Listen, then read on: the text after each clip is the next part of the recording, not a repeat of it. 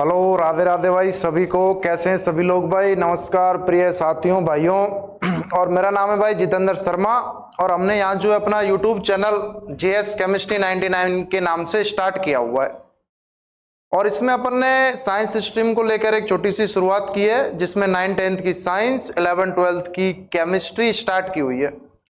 और इसमें जो है हमने 12th क्लास का ऑर्गेनिक वाला पार्ट चैप्टर नंबर 6 जो है हेलो एल्केन और हेलो एरीन से स्टार्ट किया है भाई। और इसमें सबसे पहले हमने उनकी प्रिपरेशन के मेथड बताए लेक्चर वाइज। इसमें हमने L1 L2 L3 एनसीईआरटी के टॉपिक बाय टॉपिक उनको डिस्कस कर रहे हैं और उसके बाद अपना एनसीईआरटी का क्वेश्चंस चल रहे हैं भाई। हेलो एल्केन की प्रिपरेशन के 3 मेथड देखे थे। सबसे पहला एल्कोहल से, दूसरा हाइड्रोकार्बन जिसमें मार्कोनिकॉफ एडिशन भी बताया था। उसके बाद अपना जो है सिंपली मार्कोनिकॉफ एडिशन और तीसरा हैलोजन एक्सचेंज जिसमें फिंकलस्टेन और श्वार्ट्ज की भी बात की थी। उसके बाद हेलो एरिन्स की भी प्रिपरेशन देख ली थी। 2 मेथड, एक तो सेंडमियर और एक टॉल्यून से देख ली थी सिंपल। फिजिकल प्रॉपर्टीज में बॉइलिंग पॉइंट, मेलिंग पॉइंट और सॉल्युबिलिटी का बात की थी। और हेलो एल्कीन की केमिकल प्रॉपर्टीज में 3 रिएक्शन पढ़ी थी। एक तो NSR न्यूक्लियोफिलिक सब्स्टिट्यूशन रिएक्शन, उसमें SN1 और SN2 की बात की थी। और उसी में ऑप्टिकल एक्टिविटी, एनाइंसियोमर्स, रेसिमाइजेशन, इन्वर्जन, ये प्रोसेस भी देखे थे। और एक एलिमिनेशन, और तीसरा जो था अपना सिंपल रिएक्शन विद मेटल जिसमें ग्रिग्नार्ड रिएजेंट की बात की थी। और दूसरा जो है उसमें सिंपल हमने किसकी बात कर ली थी भैया? वुर्ज रिएक्शन की। अब इसी में हम क्वेश्चंस डिस्कस करा रहे थे पिछली वीडियो में। ये 6.2 हो गया, 3 हो गया, 4 हो गया। 4 में प्रीवियस वीडियो में आंसर जो है उल्टा हो गया था। इसको वापस देख लें कि क्वेश्चन नंबर जो अपना 6.4 है एनसीईआरटी का, जो यहां पर लिखा हुआ है कि भाई अमोंग द आइसोमेरिक एल्केन्स, मैं और बड़ा कर देता हूं इसको,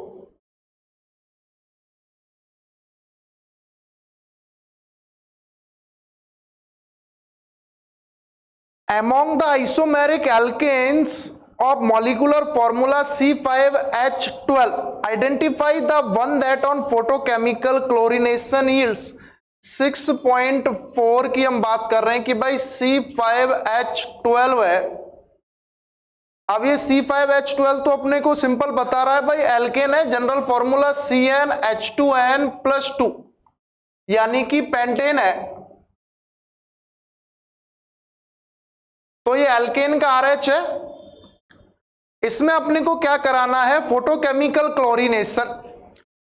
photochemical chlorination,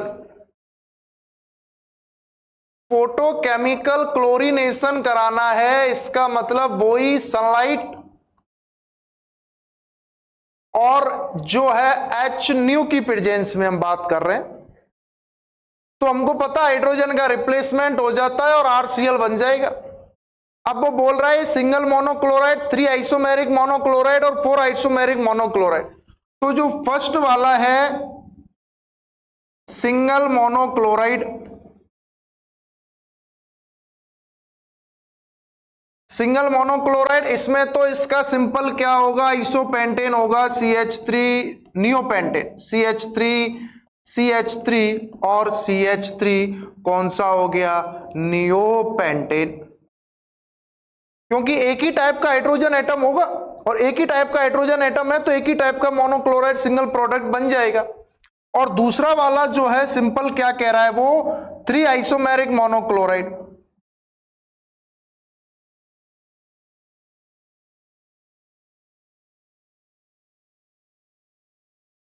three isomeric monochloride में नॉर्मल पेंटेन हो जाएगा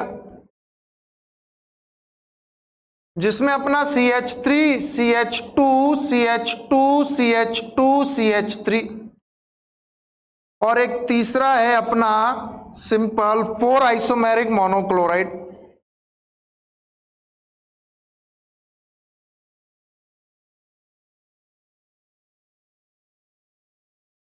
उसमें अपना हो जाएगा आइसोपेंटेन, क्योंकि जितने टाइप के हाइड्रोजन एटम होंगे उतने ही टाइप का इसमें क्या बन जाएगा? Simply chloride product. इससे प्रीवियस वीडियो में हमने क्वेश्चन डिस्कस कराया था तो उल्टा हो गया था आंसर। शायद 3 आइसोमेरिक वाले में ये लिख दिया था, 4 वाले में ये लिख दिया था। इसमें 3 टाइप ए बी सी हो गए और इसमें ए बी सी डी, ये 4 अलग अलग टाइप के हो जाएंगे क्योंकि इसके कंपेयर में फर्स्ट, सेकंड, थर्ड और फोर्थ होगा भाई। तो 4 आइसोमेरिक की बात करेंगे तो इसको करेंगे और 3 आइसोमेरिक की बात जब हम करेंगे तो सिंपली ये वाला प्रोसेस में ले लेंगे। तो एनसीईआरटी के क्वेश्चंस को आगे डिस्कस कराते हुए हम चल रहे हैं। इन सबके जो है हमने 1 2 3 4 5 6 सबके आंसर बता दिए थे, हमने कुछ नहीं किया था। यहां क्लोरीन को लगाया, इसकी जगह Cl लगा दिया था। यहां सिंपल ब्रोमीन को इधर लगा दिया था, यहां आयोडीन को इधर लगा दिया था, यहां HCl को Cl को इधर लगा दिया। ये तो कौन सी हो गई थी, फिंकलस्टैन ब्रोमीन की जगह आयोडीन हो गया था। और अल्ट्रावायलेट हीट यहां ब्रोमीन को लगा दिया था सिंपल। और बताया भी था अगर CCl4 होता तो उस केस में हम इसमें क्या करा देते, विसिनल एलाइड बन जाता अपना सिंपल। इसके बाद आगे के क्वेश्चंस को और हम कंटिन्यू कर रहे हैं।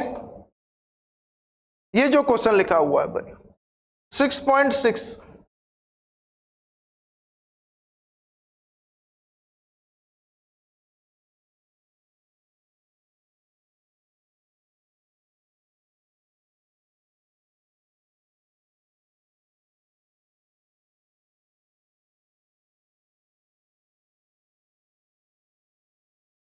क्वेश्चन 6.6 देखिए भाई, arrange each set of compounds in their in order of increasing order of boiling point. दिख रहा है या नहीं दिख रहा है भाई, सभी को दिखना चाहिए क्वेश्चन कि बोल रहा है बॉइलिंग पॉइंट के इंक्रीजिंग ऑर्डर में इसको अरेंज कीजिए। अब अपने को सबसे पहले ये तो पता होना चाहिए कि बॉइलिंग पॉइंट का इंक्रीजिंग ऑर्डर यानी कि बॉइलिंग पॉइंट होता क्या है। तो हमने आपको बताया भी है भाई सिंपली, बॉइलिंग पॉइंट एक्चुअली में वो रिक्वायर्ड टेम्परेचर है जो किसी भी सब्सटेंस को बॉईल करने के लिए यूज होता है, और मेल्टिंग पॉइंट उसको मेल्ट करने के लिए, फ्रीजिंग पॉइंट उसको फ्रीज करने के लिए। अगर रिक्वायर्ड टेम्परेचर ज्यादा है इसका मतलब बॉइलिंग पॉइंट ज्यादा है, और रिक्वायर्ड टेम्परेचर कब ज्यादा होगा, जब उसमें अट्रैक्शन फोर्स ज्यादा होगा। अगर उसमें अट्रैक्शन फोर्स ज्यादा है तो जाहिर सी बात है उसका क्या होगा, सिंपल बॉइलिंग पॉइंट ज्यादा होगा। अब अट्रैक्शन फोर्स ज्यादा है, पता कैसे चलेगा, कंपेयर करेंगे तो उसको हम देखेंगे सिंपल किससे, वांडरवाल फोर्स से। और वांडरवाल फोर्स किसके डायरेक्टली प्रोपोर्शनल होते हैं, number of carbon atom in chain. क्यों, क्योंकि सरफेस एरिया बढ़ जाता है भैया, कि आपको पता है कि भाई अगर number of carbon atom of chain, number of carbon atom in chain directly proportional होंगे किसके, सरफेस एरिया के। और सरफेस एरिया जो है डायरेक्टली प्रोपोर्शनल होगा किसके, वांडरवाल फोर्स के। और वांडरवाल फोर्स जो है डायरेक्टली प्रोपोर्शनल हो जाएगा किसके, अट्रैक्शन फोर्स के। और अट्रैक्शन फोर्स जो है वो डायरेक्टली प्रोपोर्शनल हो जाएगा किसके, बॉइलिंग पॉइंट के। तो कहने का मतलब number of carbon atom directly proportional हो गए किसके, बॉइलिंग पॉइंट के। लेकिन अगर इसी केस में यहां पर अगर ब्रांचिंग बढ़ जाती है तो वो उसके क्या हो जाते हैं, रिवर्सली प्रोपोर्शनल। और दूसरा उसके मॉलिक्यूलर मास के भी डायरेक्टली प्रोपोर्शनल होते हैं। क्यों, क्योंकि अगर मॉलिक्यूलर मास भी बढ़ेगा तो भी जाहिर सी बात है वांडरवाल फोर्स बढ़ेंगे। तो दो कॉन्सेप्ट से बॉइलिंग पॉइंट देख लो, एक तो मॉलिक्यूलर मास के डायरेक्टली प्रोपोर्शनल और एक नंबर ऑफ कार्बन एटम के डायरेक्टली प्रोपोर्शनल, और ब्रांचिंग के क्या हो जाएगा, रिवर्सली प्रोपोर्शनल। तो अपने पहला क्वेश्चन अगर मैं बात करूं तो फर्स्ट क्वेश्चन अपना लिखा हुआ है भाई, एक तो ब्रोमोमेथेन। पहला ही क्वेश्चन क्या है, एक तो ब्रोमोमेथेन, ब्रोमोफॉर्म। तीसरा है क्लोरोमेथेन, और चौथा है डाइब्रोमोमेथेन।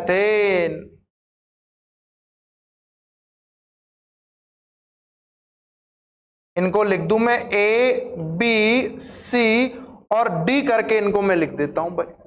तो आप लोग देखें ब्रोमोमेथेन, मेथेन का मतलब एक कार्बन की चेन और इससे क्या जुड़ा हुआ है, ब्रोमीन जुड़ा हुआ है, तो ये क्या हो गया भाई, ब्रोमोमेथेन हो गया।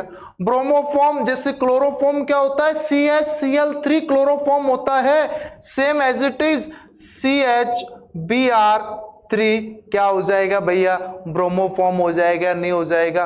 क्लोरोमेथेन CH3Cl, CH3Cl क्या हो गया अपना, क्लोरोमेथेन हो गया। और डाइब्रोमोमेथेन यानी कि 2 ब्रोमीन जुड़ी हुई है तो CH2Br2।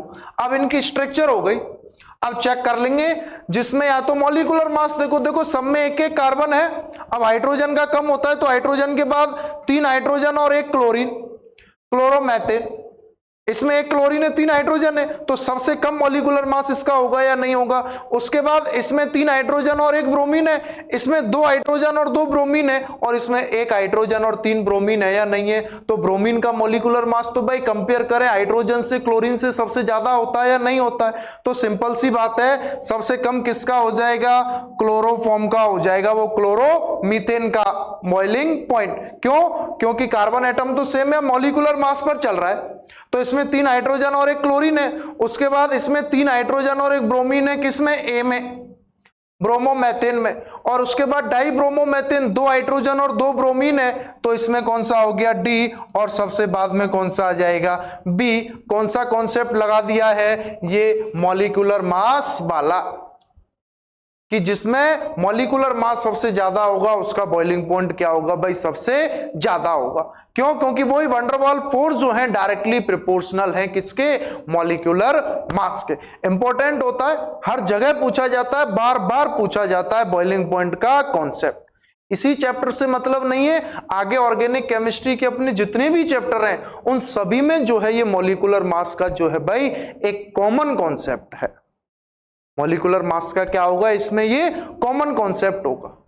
देख लें इसको। इसके बाद इसका अगला क्वेश्चन देख रहे हैं भाई। सबसे पहले तो कौन सा हो गया इसमें, ये क्लोरोमेथेन, उसके बाद ब्रोमोमेथेन, उसके बाद डाइब्रोमोमेथेन, और उसके बाद ये क्या हो गया, ब्रोमोफॉर्म।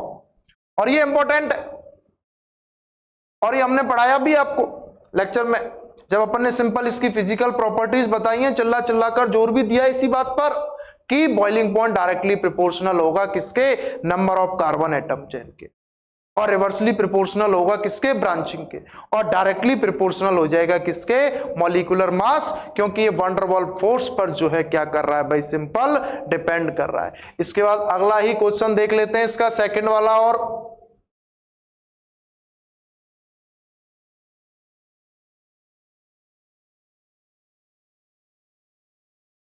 इसका सेकंड वाला क्वेश्चन मैं लिख रहा हूं, 1 क्लोरोप्रोपेन, 1 क्लोरोप्रोपेन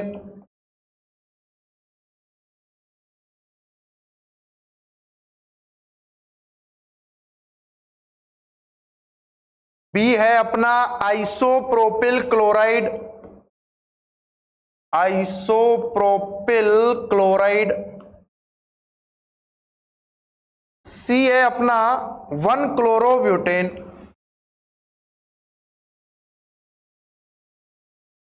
इन तीनों का क्या पूछ रहा है, वही इंक्रीजिंग बॉइलिंग पॉइंट पूछ रहा है। पहले तो स्ट्रक्चर बना लो। 1 क्लोरोप्रोपेन क्या भाई, CH3 CH2 CH2 Cl, ये हो गया 1 chloropropane.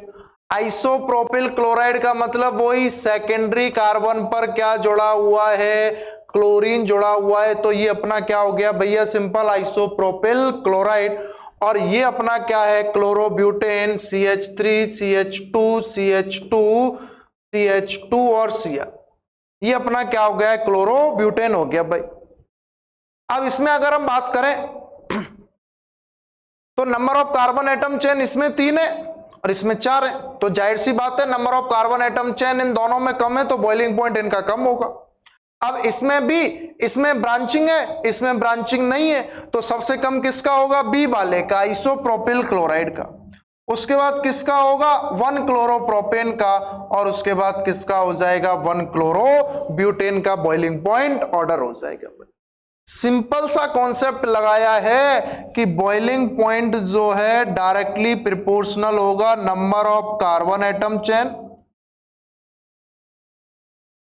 Number of carbon atom in chain, या रिवर्सली प्रोपोर्शनल हो जाएगा किसके, ब्रांचिंग के, और डायरेक्टली प्रोपोर्शनल हो जाएगा किसके, मॉलिक्यूलर मास के। ये इस 3 कॉन्सेप्ट से जो है पूरा का पूरा बॉइलिंग पॉइंट के आंसर अपन जो है आसानी से दे पाएंगे भाई। हर चैप्टर में चलेगा, आगे अल्कोहल कार्बोक्सिलिक एसिड वाले में, एमीन्स वाले में हाइड्रोजन बॉन्ड और जुड़ जाएगा इसमें साथ में, कि जिसमें हाइड्रोजन बॉन्ड ज्यादा होंगे जाहिर सी बात है उसमें अट्रैक्शन फोर्स भी ज्यादा होंगे भाई, उसमें अट्रैक्शन फोर्स भी ज्यादा होंगे। तो ये अपने दोनों क्वेश्चंस हो जाएंगे 6.6 के। एनसीईआरटी का भाई अपने को एक एक क्वेश्चन डिस्कस करते हुए चलना है। आगे हम देख रहे हैं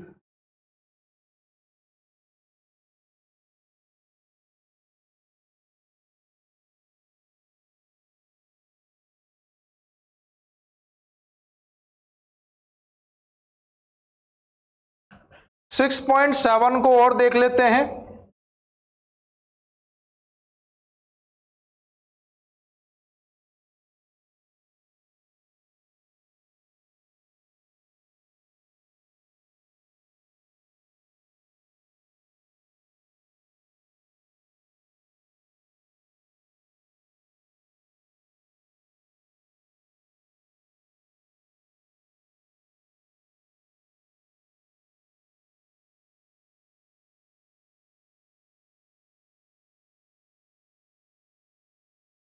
चैप्टर नंबर 6 का ही अपन 6.7 क्वेश्चन और देख रहे हैं।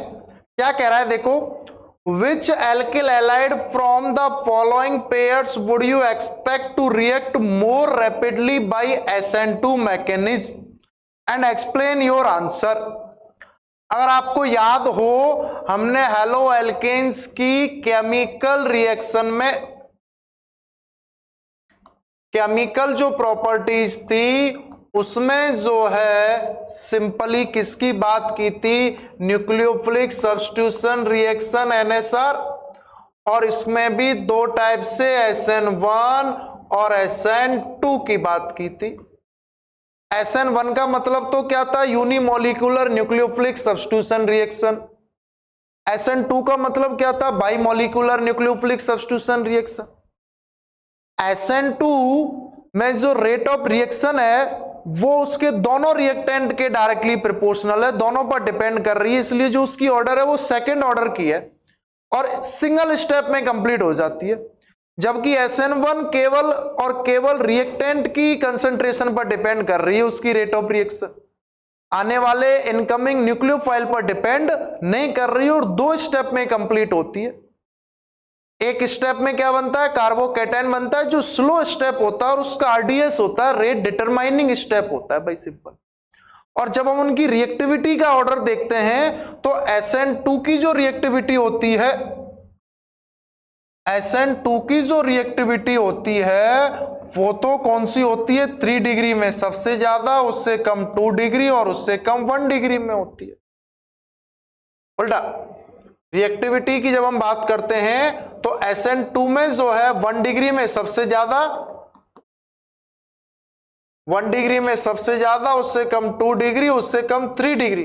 और SN1 की जो रिएक्टिविटी है वो इसके अपोजिट चलती है, 3 डिग्री में सबसे ज्यादा, उससे कम 2 डिग्री और उससे कम 1 डिग्री।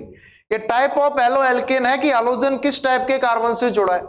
अगर हैलोजन SN2 की बात करें तो 1 डिग्री वाले में, जिससे वो इजीली रिप्लेस हो जाए, हिंड्रेंस उसको रिपल्सन कम मिले। और अगर SN1 की बात करें तो 3 डिग्री सबसे ज्यादा रिएक्टिव होती है क्योंकि इंटरमीडिएट कौन बनता है, कार्बोकैटायन बनता है।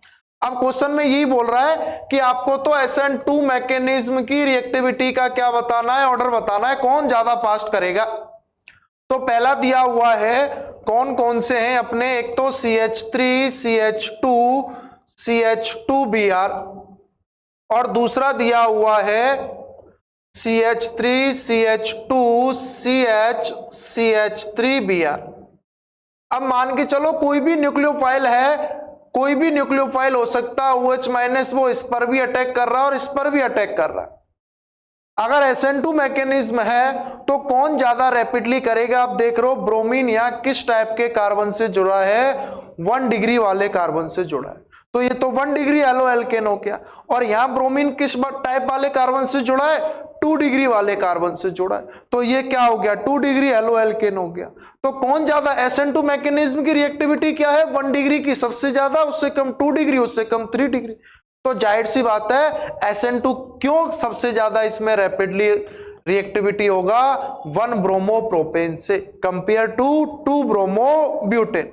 ये तो अपना क्या है 1 ब्रोमो प्रोपेन ब्यूटेन है और ये अपना क्या हो जाएगा, इधर ब्यूटेन ही कर लो 1 ब्रोमो ब्यूटेन और ये अपना सिंपल क्या हो गया भैया 2 ब्रोमो ब्यूटेन हो गया। ये दो इस तरीके से अपने क्या है क्वेश्चंस दिया हुआ और उसने पूछा है कि किसकी रिएक्टिविटी ज्यादा होगी, तो इसमें 1 ब्रोमो ब्यूटेन की रिएक्टिविटी ज्यादा है और आंसर इसका एक्सप्लेन करो तो मैकेनिज्म होगी और मैकेनिज्म जो है हम लोग आपको पढ़ा चुके हैं कि सिंगल स्टेप में कंप्लीट हो रहा है, कोई इंटरमीडिएट नहीं बन रहा है, जितना कम रिपल्सन होगा उतना ही ज्यादा रिएक्टिव होगा। तो 1 डिग्री वाले में सबसे कम रिपल्सन होता है इसलिए वो सबसे ज्यादा क्या हो जाएगा इसमें रिएक्टिव हो जाएगा कंपेयर टू 2 डिग्री और 3 डिग्री के केस में। और SN1 में कार्बोकेटाइन इंटरमीडिएट बन रहा है तो जितनी ज्यादा उससे एल्किल समूह जुड़े होंगे मैथिल समूह उसकी रिएक्टिविटी उतनी ही क्या होगी ज्यादा होगी। इसमें तो उसने SN2 पूछा, इससे अगले वाले में SN1 पूछेगा। देखिए इसका सेकंड क्वेश्चन अगर मैं बात और करूं 6.7 का ही, इसको साथ साथ समझते चले लिखते भी चले भाई।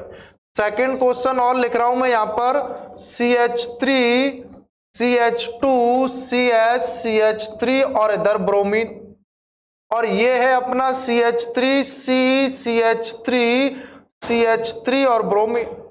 अब आप खुद ही देख सकते हो भाई ये कौन से टाइप का है 2 डिग्री वाले टाइप का एलो एल्केन है या नहीं है, और ये कौन से टाइप का है 3 डिग्री वाले टाइप का। यानी कि एलोजन इसमें तो 2 डिग्री कार्बन से जुड़ा है और एलोजन इसमें किससे जुड़ा है भाई 3 डिग्री कार्बन से जुड़ा है। इसमें किससे जुड़ा है 3 डिग्री वाले कार्बन से जुड़ा है। तो जाहिर सी बात है क्या हो जाएगा सिंपली जो रिएक्टिविटी है SN2 की अभी बताइए 1 डिग्री 2 डिग्री और 3 डिग्री, तो कौन ज्यादा रैपिडली रिएक्ट करेगा, ये 2 डिग्री वाला रैपिडली ज्यादा रिएक्ट करेगा। आंसर एक्सप्लेन करेंगे तो किससे बाय मैकेनिज्म, और मैकेनिज्म में बताया है सिंगल स्टेप दोनों की जो इनकमिंग न्यूक्लियोफाइल और जो रिएक्टेंट है दोनों की कंसंट्रेशन पर भी वो क्या कर रहा है भैया सिंपल डिपेंड कर रहा है, दोनों की कंसंट्रेशन पर डिपेंड कर रहा है।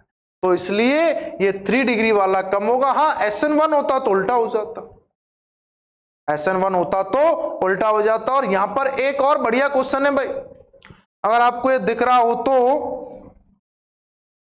थर्ड क्वेश्चन और है बढ़िया वाला CH3 CH CH2 CH2Br और इधर अपना ये CH3 है भाई, और एक और कौन सा है अपना CH3 CH2 CH CH2Br और इधर क्या है वही अपना CH3 है भाई। अब इधर से देखने पर पता चल रहा है ये भी 1 डिग्री है और ये भी 1 डिग्री है। अब न्यूक्लियोफाइल इन दोनों पर अटैक करना चाहेगा, इस पर भी अटैक करेगा और इस पर भी अटैक करेगा।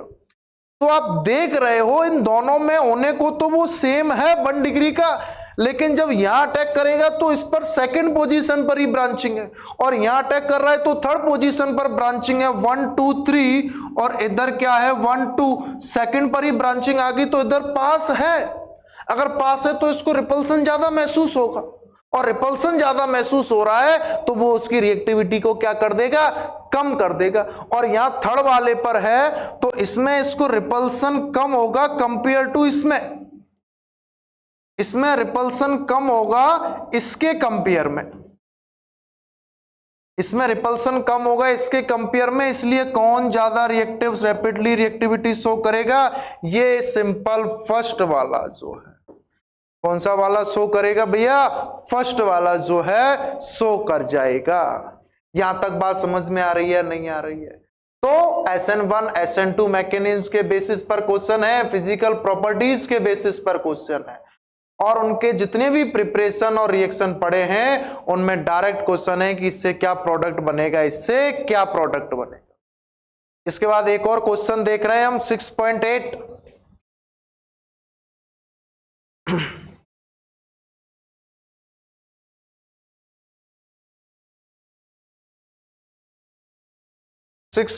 पर आ जाइए। In the following pairs of halogen compounds, in the following pairs of halogen compound which compound undergo faster SN1 reaction.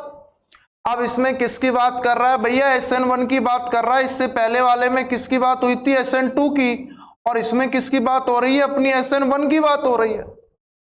तो SN1 में अभी बताया है कि जो उनकी रिएक्टिविटी का जो ऑर्डर होगा, जो रिएक्टिविटी का जो ऑर्डर होगा वो क्या होगा, 3 डिग्री, 2 डिग्री और 1 डिग्री उनकी रिएक्टिविटी का ऑर्डर होगा। यानी कि 3 डिग्री में सबसे ज्यादा रिएक्टिविटी होगी, सिंगल स्टेप में कंप्लीट नहीं हो रही है, डबल स्टेप में कंप्लीट हो रही है, कार्बोकैटायन बन रहा है। 1 और 2 तो किसके बेसिस पर होता है, इसकी रिएक्शन की रेट के बेसिस पर, कि उसकी रेट ऑफ रिएक्शन क्या है। अगर वो केवल एक ही रिएक्टेंट की कंसंट्रेशन पर डिपेंड कर रही है, इनकमिंग न्यूक्लियोफाइल पर नहीं कर रही है, तो वो यूनिमोलिकुलर न्यूक्लियोफिलिक सब्स्टिट्यूशन हो गया, फर्स्ट ऑर्डर की रिएक्शन। अगर दोनों की कंसंट्रेशन पर डिपेंड कर रही है तो सेकंड ऑर्डर की रिएक्शन हो गई, क्योंकि उसमें दोनों आ गए। अब यहां देखो भाई 3 to 1 डिग्री की बात हो रही है। पहला ही क्वेश्चन यहां लिखा हुआ है इस तरीके से, ये क्लोरीन एंड 1 2 3 4 5, इधर क्लोरीन। अब आप इसको ही पकड़ लो ना, इस कार्बन को, ये 3 डिग्री वाला कार्बन है और ये 2 डिग्री वाला कार्बन है, क्योंकि इस कार्बन से 3 कार्बन ये जुड़े हुए तो हैं। उधर आप देखो तो कौन सा ज्यादा फास्टर होगा, SN1 के केस में 3 डिग्री वाला फास्टर होगा, जाहिर सी बात है। इधर इसमें देख लो, ये अपना 2 डिग्री वाला है और ये अपना क्या है, 1 डिग्री वाला है। जो दूसरा क्वेश्चन दिया हुआ है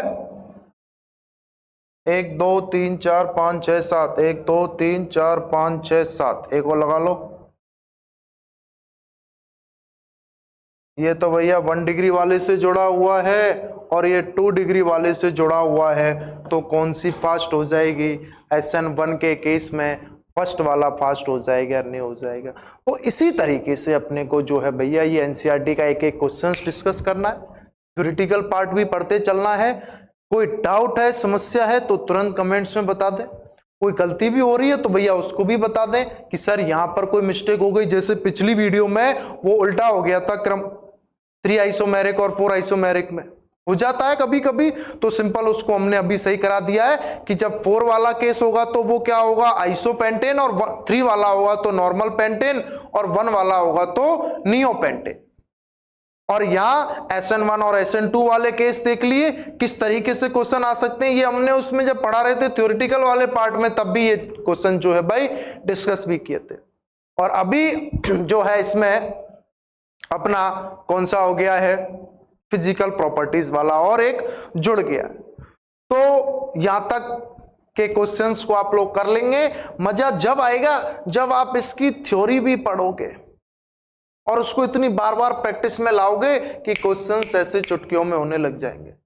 सभी बोर्ड्स के दृष्टिकोण से, यहां तक कि नीट, IIT फाउंडेशन जो भी है, सभी में NCERT से उठकर क्वेश्चंस आते हैं। हाँ, थोड़े बहुत टाइप ऑफ क्वेश्चंस और बढ़ जाते हैं, लेकिन हम बेसिक कॉन्सेप्ट की बात कर रहे हैं इसको लेते हुए, तो भाई इससे समझे इसको और जुड़े भैया अपने से। तो बहुत बहुत धन्यवाद है, थैंक यू सो मच आप सभी के लिए, इतना सपोर्ट करने के लिए। हैव ए नाइस डे भाई, थैंक यू सो मच।